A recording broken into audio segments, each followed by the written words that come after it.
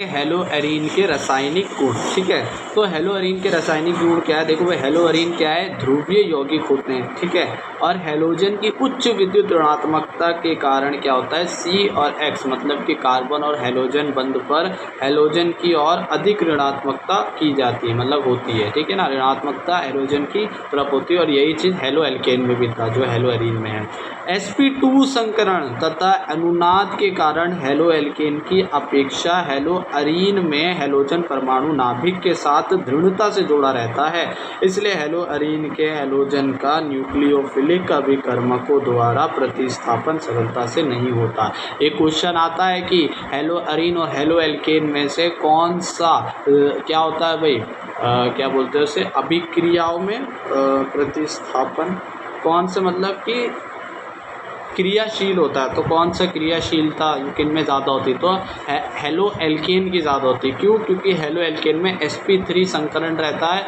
और उनमें अनुनाद नहीं होता है, तो इस कारण रहती है। और यहाँ पर sp2 संकरण है, मतलब कि आपस में क्या है, दृढ़ता से हेलोजन और कार्बन के बीच में बॉन्ड है और जो इनका अनुनाद भी होता है ना, जिसके कारण क्या हो जाता है, कार्बन और हेलोजन के बीच में डबल बॉन्ड जैसी प्रकृति भी दिखती है। तो अभी हम अनुनाद के बारे में भी देखेंगे। तो सशक्त परिस्थितियों में ही प्रतिस्थापन होता है, अतः हेलो एरीन में कार्बन और हेलोजन बंध की क्रियाशीलता कम होती है। तो इतना हमने देखा।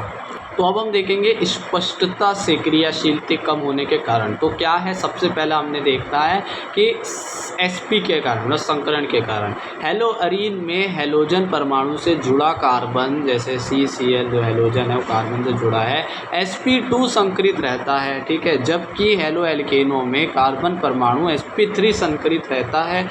sp2 संकरित ऑर्बिटलों में sp3 ऑर्बिटलों की तुलना में s ऑर्बिटल की प्रवृत्ति अधिक रहती है, मतलब वो और अच्छे से खींचता है, मतलब उसको है ना, प्रवृत्ति जो है ऑर्बिटल की क्या रहती है, और ज़्यादा होती है ना। और यहाँ पर अतः इनका आकार छोटा होता है, जो sp2 इनका आकार छोटा होता है और इलेक्ट्रॉन नाभिक के अधिक निकट रहता है। ठीक है ना, अधिक निकट रहता है, अधिक जोड़े रखता है। परिणाम स्वरूप ये इलेक्ट्रॉन युग्म को अधिक दृढ़ता से बांधे रखते हैं। ठीक है ना, इलेक्ट्रॉन युग्म को अच्छे से बांधे रखते हैं।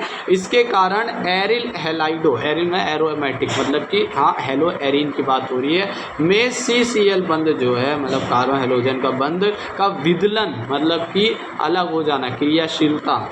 एल्किल हैलाइडो मतलब कि यहाँ पर हेलो एल्कीन की बात हो रही है, CCl बंध मतलब कि कार्बन हेलोजन के बंध के विदलन से अधिक कठिन होता है। तो उसके विदलन क्रियाशील में क्या होता है, यहाँ पर अधिक कठिन होता है उसको अलग करना, हेलोजन और कार्बन को। अब हम देखेंगे दूसरा कारण क्या है। दूसरा कारण है हेलो एरीनों में हेलोजन परमाणु की कम क्रियाशीलता का दूसरा कारण अनुनाद है। क्या है? अनुनाद। तो यहाँ पर क्या हो रहा है, देखो भाई कि अनुनाद के कारण जो है CCl बंध में द्विबंध के समान गुण आ जाते हैं। मैंने बोला था द्विबंध के समान गुण आ जाते हैं और जो कार्बन और हेलोजन बंध की लंबाई कम हो जाती है। अर्थात जैसे यहाँ पर क्लोरीन है, तो क्लोरीन कार्बन से अधिक दृढ़ता से जुड़ जाता है, इससे क्लोरीन का प्रतिस्थापन कठिन हो जाता है। तो इससे कहते हैं प्रतिस्थापन अलग करना कठिन हो जाता है। जिस तरह मैंने अनुनाद दिखाया है, इलेक्ट्रॉन युग्म में A से दे दिए तो फिर ये इधर बंद आ जाता है। ठीक है, और इलेक्ट्रॉन माइनस है, फिर इस तरह से डबल बॉन्ड की प्रकृति मतलब द्विबंध की आ जाती है। ठीक है ना, इस तरह से दिखने लगता है, लंबाई इनकी कम है तो द्विबंध आ जाता है। अब तीसरा है भाई इसका कारण कि हेलो एल्केन में CX बंध जो है हेलो एल्केन में, ठीक है, हेलो एरीन की तुलना में अधिक ध्रुवीय होता है, तो उनका ध्रुवीयकरण अधिक होता है। तो इस कारण क्या होता है, ध्रुवता अधिक होने पर क्रियाशीलता भी अधिक होती है। तो ध्रुवता जैसे अधिक होगी उसे क्रियाशीलता, तो हेलो एल्केन, अतः हेलो एल्केन में कार्बन और हेलोजन बंध हेलो एरीन की तुलना में अधिक सक्रिय होते हैं, मतलब अधिक क्रियाशील होते हैं। अब हम देखेंगे हेलो एरीन की रासायनिक अभिक्रिया। हेलो एरीन की रासायनिक अभिक्रिया देखेंगे, जिससे हम अलग अलग चीज़ें बनाएंगे। सबसे पहला है नाभिक स्नेही प्रतिस्थापन अभिक्रिया।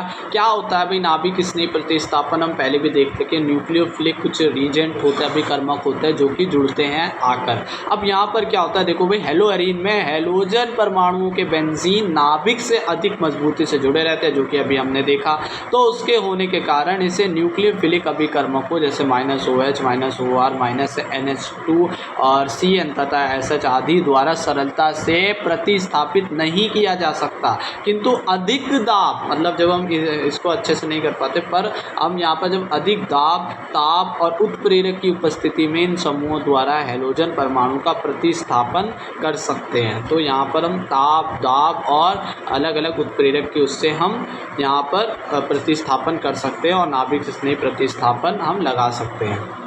तो पहली रिएक्शन है हमारी OH समूह द्वारा प्रतिस्थापन। नाभिक स्नेही में OH आ रहा है माइनस का पहले, तो यहाँ पर हम किस तरह से करते हैं, देखो भाई यहाँ पर सबसे पहले हम NaOH लेते हैं, ठीक है। NaOH को जब हम 200 डिग्री सेल्सियस और 300 डिग्री सेल्सियस और 200 ATM पर क्या करते हैं भाई, हम यहाँ पर अभिक्रिया करवाते हैं, तो हमें प्राप्त होता है क्या, हमारा फिनॉल मतलब OH लग जाता है, ठीक है ना, हमारे बेंजीन पर। देखो क्या है, क्लोरोबेंजीन को 200 वायुमंडल दाब और 300 डिग्री सेल्सियस ताप पर NaOH के साथ गर्म करने पर से फिनॉल बनता है। यह डाउ विधि भी कहलाती है, डाउ प्रक्रम भी इसे कहते हैं, ठीक है ना, जिसमें यहाँ पर बेंजीन में क्लोरो लगा है और यहाँ पर NaOH दिया, तो 300 डिग्री सेल्सियस 200 ATM पर ये हमारा क्या बना, फिनॉल बनता है, ठीक है। इसी को डाउ प्रक्रम भी कहते हैं।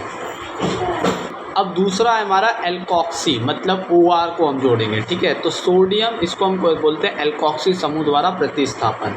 सोडियम एल्कोक्साइड, अब मान लो हमने सोडियम एल्कोक्साइड लिया NaOR द्वारा मिश्रित एलिफेटिक एरोमेटिक, जो हमारा एलिफेटिक एरोमेटिक को हम बेंजीन मान लो, है ना, को ईथर, अब ईथर इसे बनाना है, फिनॉक्साइड द्वारा एरोमेटिक ईथर प्राप्त करते हैं, मतलब कि यहाँ पर हमें ईथर मिलेगा, ठीक है ना।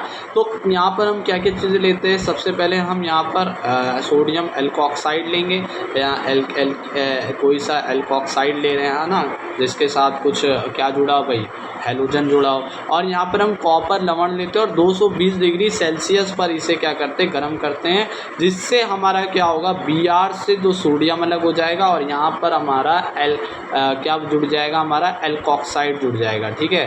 तो यहाँ पर इस तरह से ये बन जाएगा फेनिल मेथिल ईथर, ठीक है ना, फेनिल एथिल मीथर, या इसे एनिसोल भी बोलते हैं। तो इस तरह से OR हमारा आकर जुड़ जाएगा, तो फेनिल मेथिल ईथर बना दिया। अब इसी की जगह हमने यहाँ पर देखो, यहाँ पर हमने क्या लिया था, एल्कोक्साइड लिया था, एल्कोक्साइड की जगह हम फेनिल ऑक्साइड लें, है ना, तो यहाँ पर क्या होगा तो वही, है ना, यहाँ पर हम क्या ले रहे हैं, फेनिल ऑक्साइड, तो यहाँ पर 2 फिनॉल हो जाएंगे, तो यहाँ पर ये दोनों फिनॉल जुड़ जाएंगे, तो हम इसे क्या बोलेंगे, डाईफिनाइल ईथर, क्या बोलेंगे, डाईफिनाइल ईथर, और सोडियम Br अलग हो जाएंगे, या इसे फेनिटॉल भी बोलते हैं, उसे एनिसोल, इसे फेनिटॉल।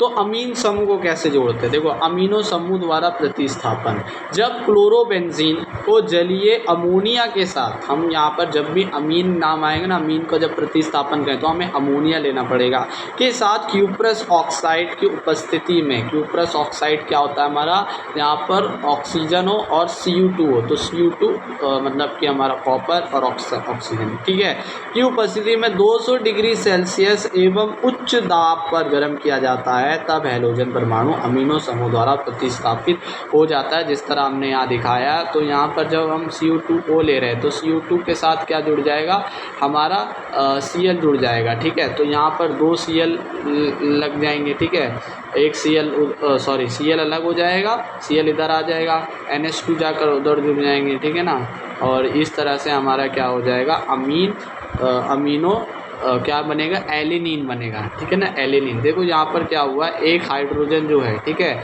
वो दूसरे वाले एक हाइड्रोजन इसके हाइड्रोजन के साथ जुड़कर H2O बना दी, और ये 2Cu2Cl बना दिया, ठीक है ना, 2CuCl।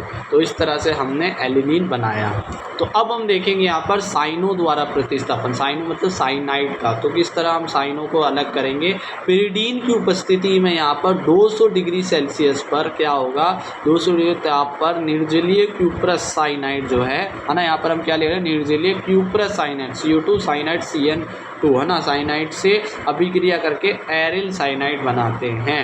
तो यहाँ पर क्या होगा, पिरिडीन हमें लेना है C5H5N और 200 डिग्री सेल्सियस पर। तो इस तरह से साइनाइड CN जो है यहाँ लग जाएगा, तो हमें यहाँ पर बैलेंस पे 2 लगाना पड़ेगा और CO2 और यहाँ पर 2Cl इससे जुड़ जाएगा, तो CO2Cl2 बन गया। तो यहाँ पर हमने देखा साइनो द्वारा प्रतिस्थापन हेलो अरीन में।